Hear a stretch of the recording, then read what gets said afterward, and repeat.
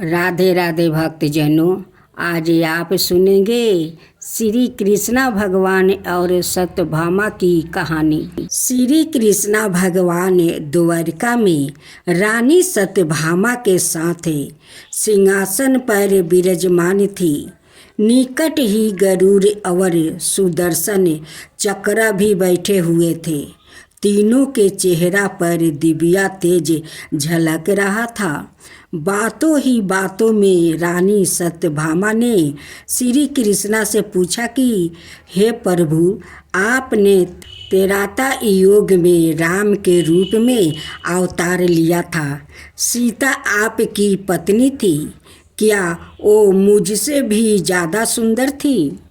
द्वारिकाधीश समझाया कि सत्यभामा को आपने रूप का अभिमान हो गया है।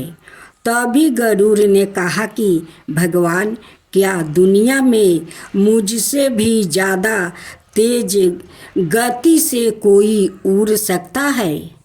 इधर सुदर्शन चक्र से भी रहा नहीं गया और वो भी कह उठे कि भगवान, मैंने बड़े बड़े युद्धों में आपको विजय श्री दिलाया है। क्या संसार में मुझसे भी शक्तिशाली कोई है? भगवान मन ही मन मुस्कुरा रहे थे। वो जान रहे थे कि उनके इन तीनों भक्तों को अहंकार हो गया है और इनका अहंकार नष्ट करने का समय आ गया है। ऐसा सोचकर उन्होंने गरुड़ से कहा कि हे गरुड़, तुम हनुमान के पास जाओ और कहना कि भगवान राम माता सीता के साथ उनकी प्रतीक्षा कर रहे हैं। गरुड़ भगवान की आज्ञा लेकर हनुमान को लाने चले गए।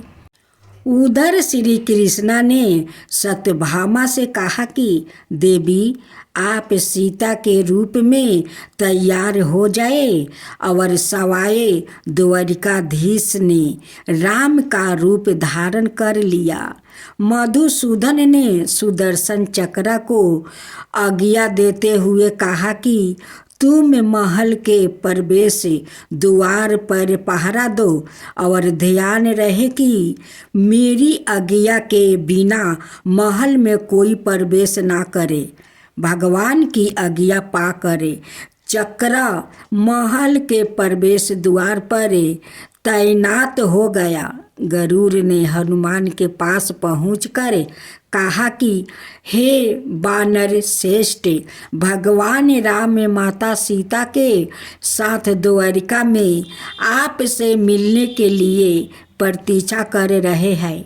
आप मेरे साथ चले, मैं आपको अपनी पीठ पर बैठाकर शीघ्र ही वहाँ ले जाऊँगा।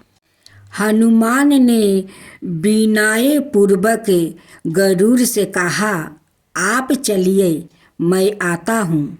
गरुड़ ने सोचा, पता नहीं यह बूढ़ा बानर कब पहुँचाएगा। खैर, मैं भगवान के पास चलता हूँ। यह सोचकर गरुड़ शीघ्रता से द्वारिका की ओर उड़े।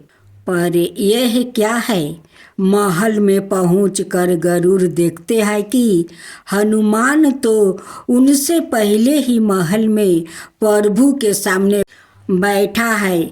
गरुड़ का सिर लाज से झुक गया। तभी श्री राम ने हनुमान से कहा कि पवन पुत्रा, तुम बिना आज्ञा के महल में कैसे प्रवेश कर गया? क्या तुम्हें किसी ने प्रवेश द्वार पर रोका नहीं? हनुमान ने हाथ जोड़ते हुए सिर झुकाकर अपने मुंह से सुदर्शन चक्र को निकालकर प्रभु के सामने रख दिया। हनुमान ने कहा कि प्रभु, आपसे मिलने से मुझे इस चक्र ने रोका था, इसलिए इसे मुंह में रखा। मैं आपसे मिलने आ गया, मुझे क्षमा करें। भगवान मन ही मन मुस्कुराने लगे। हनुमान ने हाथ जोड़ते हुए श्री राम से प्रश्न किया, हे प्रभु, आज आपने माता सीता के स्थान पर किस दासी को इतना सम्मान दे दिया कि वो आपके साथ सिंहासन पर विराजमान है। अब रानी सत्यभामा का अहंकार भंग होने की बारी थी। उन्हें सुंदरता का अहंकार था जो पल भर में चूर हो गया था। रानी सत्यभामा, सुदर्शन चक्र और गरुड़ जी तीनों का गर्भ चूर चूर हो गया था। वो भगवान की लीला समझ रहे थे। तीनों की आंखों से आंसू बहने लगा और वो भगवान के चरणों में झुक गया। अद्भुत लीला है प्रभु की। आपने भक्तों के अहंकार को अपने भक्त द्वारा ही दूर किया। उन्होंने सारा जीवन में कभी भी अहंकार नहीं करना चाहिए। जरूरी नहीं है कि आज जो आपके पास है वो कल भी होगा।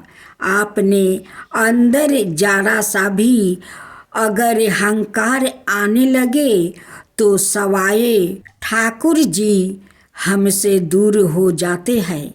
ठाकुर जी को निसंदेह भक्तों की ही जरूरत है, अहंकारी की नहीं।